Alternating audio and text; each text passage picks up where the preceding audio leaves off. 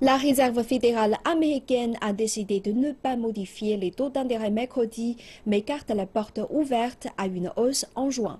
La Banque centrale américaine ne laisse pas entrevoir qu'elle pourrait éventuellement resserrer sa politique monétaire alors qu'on assiste à un ralentissement de l'économie américaine. Les explications dans notre reportage. Ce n'est pas évident de comprendre ce qui se passe quand vient le temps de parler de l'économie américaine en raison des statistiques contradictoires du mois de mars. La croissance a ralenti en mars, par exemple, mais le nombre d'emplois a augmenté.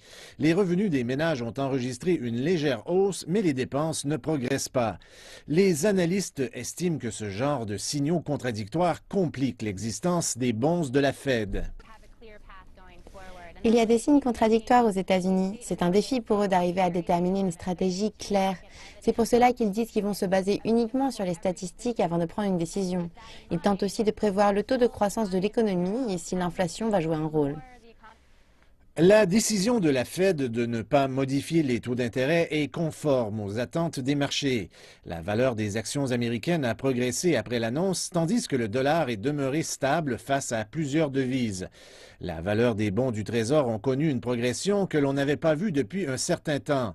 Au mois de mars, les décideurs de la Fed prédisaient 2 hausses cette année. La plupart des cambistes continuent de penser que la première hausse des taux d'intérêt ne se fera qu'en septembre. Mais certains soutiennent que cela pourrait arriver plus tôt lors de la prochaine réunion de la Réserve fédérale en juin. Je pense qu'il prépare le terrain pour une hausse en juin. Il y a une valse hésitation qui rend la prise de décision difficile dans un contexte où on ne prend pas nécessairement en considération les pressions internationales. La Réserve fédérale s'est éloignée d'un discours qui mettait vraiment en évidence leurs préoccupations des événements internationaux.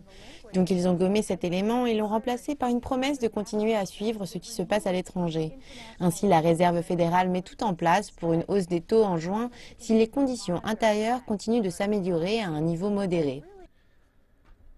On s'attend à une évaluation préliminaire du taux de croissance du produit intérieur brut du premier trimestre jeudi.